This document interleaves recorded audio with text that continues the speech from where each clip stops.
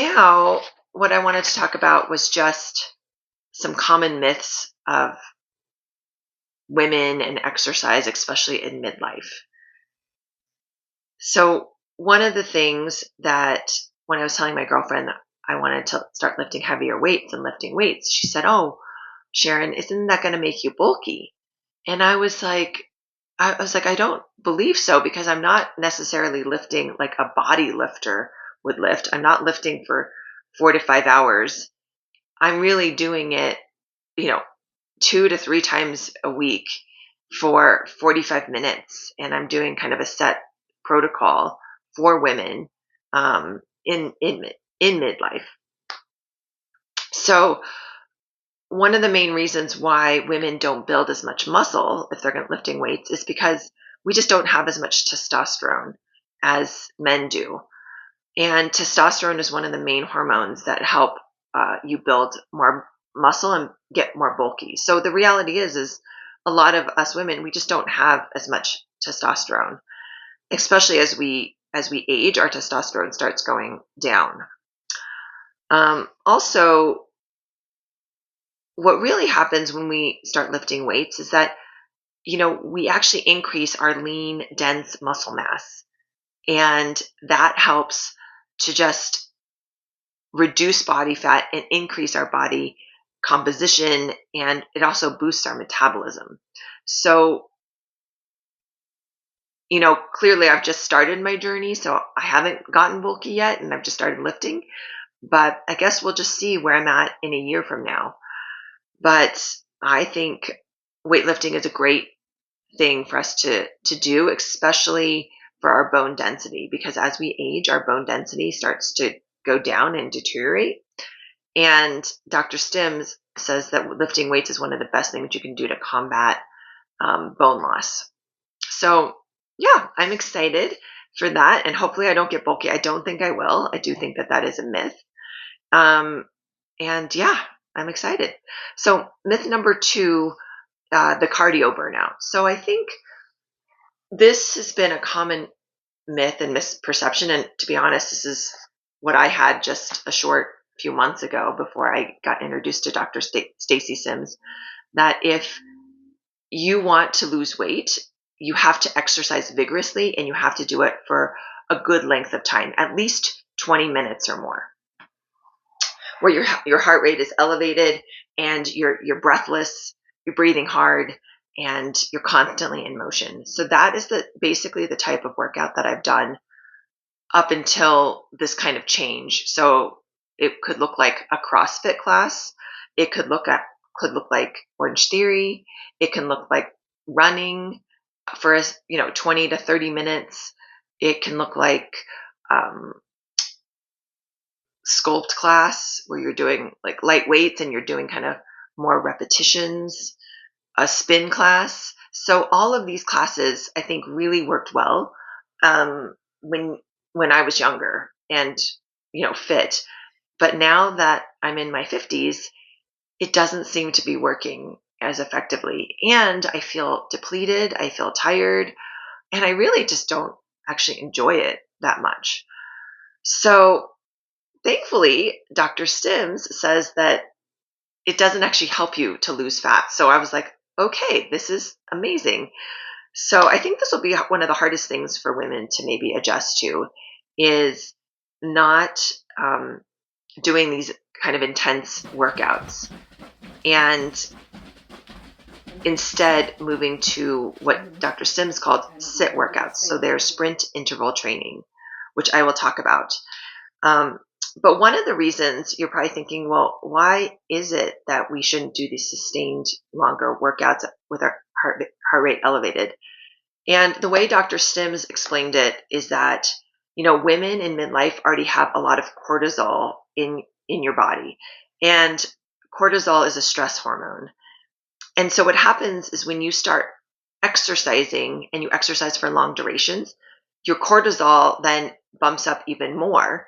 And when your cortisol is high, your body is in a little bit of like a flight or fight mode, and it actually wants to hang on to fat.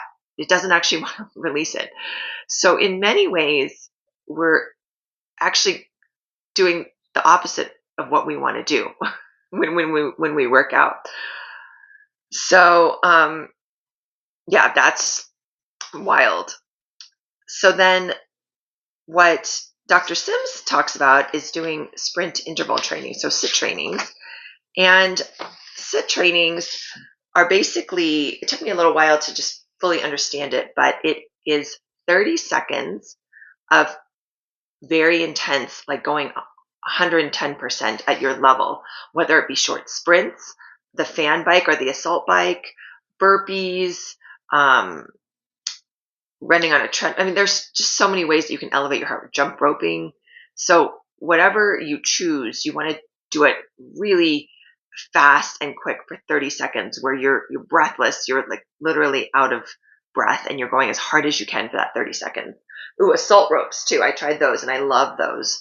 Do something that helps just elevate your heart rate really quickly and you can do it for 30 seconds all out.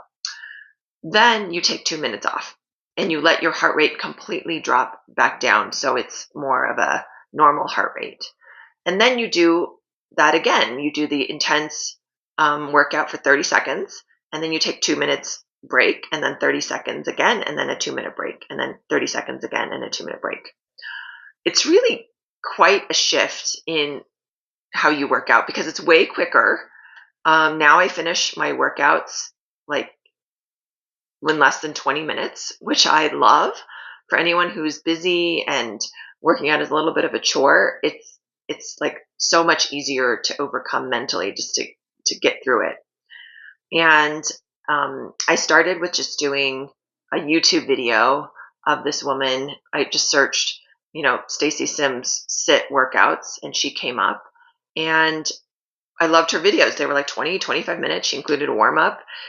She had us doing star jumps, burpees, box jumps, all of these different things that also got the jumping component to increase your bone density, which we'll talk about in myth number 3. So yeah, so I just started off with a YouTube video, and now I feel like I can do it on my own. We have a fan bike in our basement, and that I really love because it doesn't hurt my knees. It gets my heart rate elevated really quickly. So I do 4 sets of 30-second sprint intervals, and then I take 2 minutes off. And then I switch and I do another 4 set of sprint interval trainings, but I do something that has me jumping. So star jumps, squat jumps, or burpees. And I do that for 30 seconds on, 2 minutes off, 30 seconds on, 2 minutes off, 30 seconds on, 2 minutes off. And I do between 6 to 8 of those intervals total for my whole sit workout. And I've been doing that twice a week. So that in addition to lifting weights twice a week. So that's kind of what my new workout routine currently looks like. So it's 2 sessions of lifting weights. They're about 45 minutes of heavy lifting and 15 minutes of like mobility and stretching, which we'll absolutely talk about mobility. Foam rolling, stretching is super important. And then I do yoga twice a week. And then on the days I do yoga, I do a sit interval training. So that's like 20 minutes twice a week. And then I have 3 kind of mellow, more rest days. So I work out basically Monday, Tuesday, Thursday, Friday, and Wednesday, and Saturday, Sunday are kind of open days. And those are the days where I might go for a hike. I might play pickleball. I might just do a nice walk with my friends. It's something that I'm not necessarily doing for weight loss, but it just makes my body feel good. And it adds to just my day. And and it's great. And Dr. Sims also emphasizes that resting is very important, especially when you're lifting weights. It's important to allow your body to recover. So I know a lot of women, we have been conditioned to think, oh no, we need to push ourselves. We need to work out 5-6 days a week. Maybe we get 1 rest day in. I am totally over that. And I really actually love my rest days and just doing something more mellow.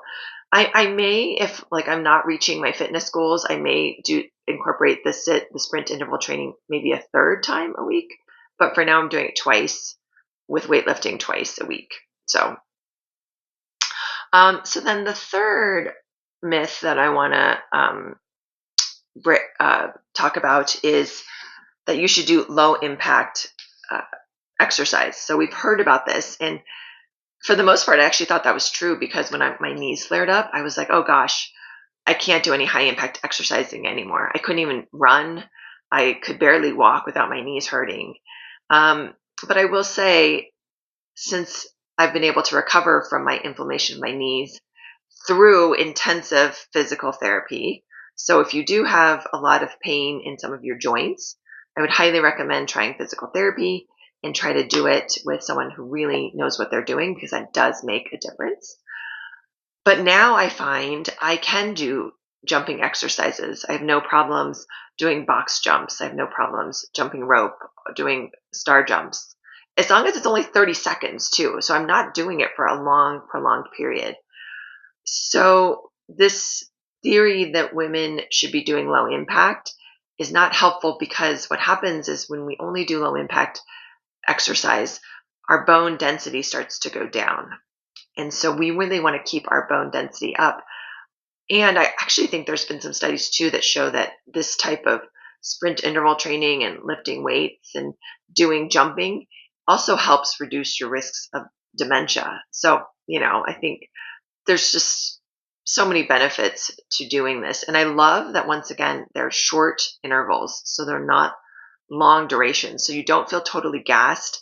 And you don't dread it. I actually I don't necessarily love doing my sprint interval trainings, but I don't mind it. I think I can get through the Sharon. It's only 15, 20 minutes.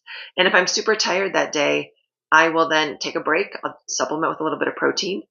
One thing I've learned that is women don't get enough protein, which will be another topic for another video, but that if you are working out, you should have protein 30 minutes before your workout, 30 to 60 minutes before your workout, and 30 minutes after your workout, which I think for a lot of women, we fast and we think we should work out on an empty stomach because then we're going to burn more calories and more fat, which is actually a myth.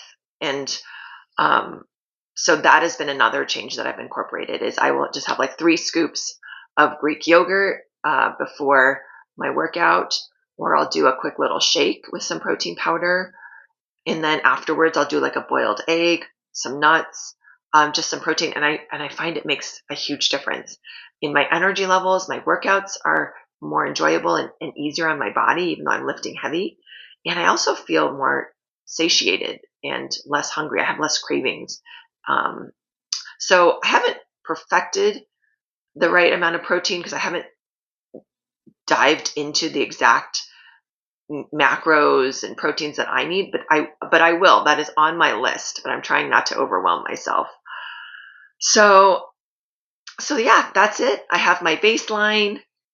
I'm excited to embark on this new program, and I hope that you are all also.